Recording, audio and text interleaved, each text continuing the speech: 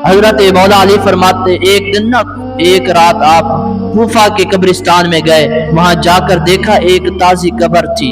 आपने चाहा अल्लाह से दुआ की, मौला इस मुर्दे के हालात मेरे ऊपर ज़ाहिर फरमा दे।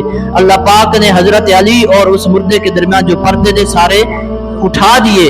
अब आपने देखा कि वो मुर्दा आग की लपेट में है और वो रो रो कर फरियाद कर रहा है, या अली अन हरीकुन फिन्नार, ऐ अली मेरी मदद करो मैं आग में जल रहा हूँ।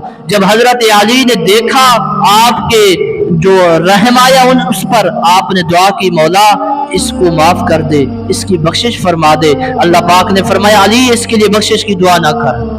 आवाज आई कि अली इसके लिए बख्शिश की दुआ ना कर। मौला क्यों? फरमाया कि ये रमजान की बेहुरमती करता था, ये रमजान में गुनाहों से बाज नहीं आता था, ये रोजा तो रख लेता था लेकिन रात फिर भी गुनाहों में गुजरती थी, इसलिए इसकी बख्शिश की दुआ ना करिए।